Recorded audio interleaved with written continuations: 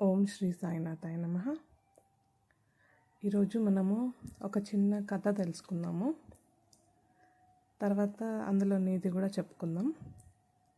Story ఏంటంటే, రీసెంట్గా ఒకరికి మ్యారేజ్ అయింది. మ్యారేజ్ అయిన తర్వాత ఆషాఢం వచ్చింది. అమ్మాయిని అత్తగారింట్లో నుంచి పుట్టింటికి పంపిస్తారు కదా, ఒక 1 మంత్ అలా పంపించారు. పంపించిన తర్వాత ఆ అమ్మాయిని తీసుకురావడానికి ఆషాఢం అయిపోయినాక అబ్బాయి వెళ్ళాలి కదా, కొత్త పెళ్ళి కొడుకు అత్తగారింటికి వెళ్ళాలి అని చెప్పేసి మంచిగా రెడీ అయ్యాడు. సరే అని చెప్పేసి వాళ్ళ ఊరికి వెళ్ళాడు. ఊరికి వెళ్ళిన తర్వాత అక్కడ వాళ్ళ ఇంటికి ఎటు వెళ్ళాలి, వైఫ్ వాళ్ళ ఇంటికి కొత్త కదా, అర్థం అవ్వట్లేదు అబ్బాయికి ఎలా వెళ్ళాలి అనేసి.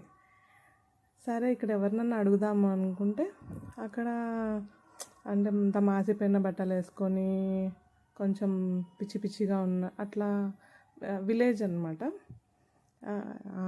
ఇలాంటి వాళ్ళని ఎక్కడ అడుగుతాము, మా మామగారు జమీందారు కదా, నేను జమీందార్ని, ఇలాంటి వాళ్ళని ఎందుకు అడగాలి అని చెప్పి కాస్త ముందుకెళ్ళాడు. అక్కడ ఎవరు కనపడలేదు. ఇంకా కాస్త ముందుకెళ్ళాడు. అప్పుడు ఒక దున్నపోతుల గుంపు కనపడింది. ఇంత పెద్ద గుంపు ఉంది అంటే అది ఖచ్చితంగా మా మామగారిదే అని చెప్పేసి, ఎవరిని ఎందుకు అడగడము, ఈ దున్నపోతు తోక పట్టుకొని వెళ్ళిపోయినామనుకో, అది మా మామగారి ఇంటి దగ్గరికి తీసుకెళ్తుంది, ఎవరిని అడగాల్సిన అవసరం లేదు ఇంకా అని చెప్పి పెద్ద ప్లాన్ వేశాడు. సరే అని చెప్పేసి దాని తోక పట్టుకున్నాడు. పట్టుకుంటే అది పరిగెత్తింది.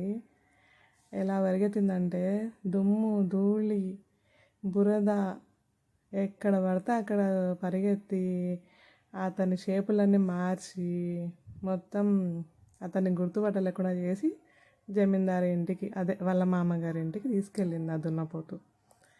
తర్వాత వాళ్ళు బయటకు వచ్చారు, వాళ్ళ మామగారు వాళ్ళు.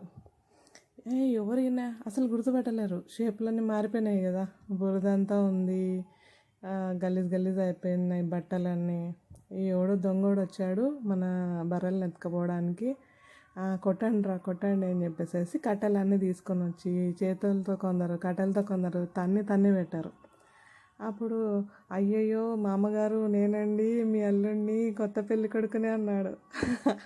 అప్పుడు అయ్యో అల్లుడు గారు మీరా అని చెప్పి అతనికి బయట నీళ్లు పోసి తీసుకొచ్చి ఇంట్లో కూర్చోబెట్టి మర్యాదలు చేశారు.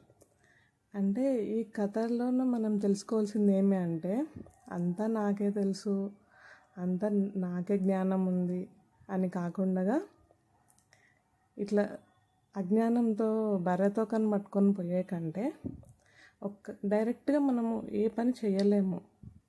డైరెక్ట్గా దేవుని దగ్గరికి వెళ్ళాలంటే వెళ్ళలేము కదా, మధ్యలో మనకి ఒక గురువు అవసరం ఉంటాడు. ఆ గురువుని మనం తెలుసుకోగలగాలి, ఆ గురువుని ఫాలో అవ్వాలి.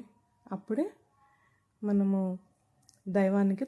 దైవం దగ్గరికి తొందరగా చేరుకోగలం.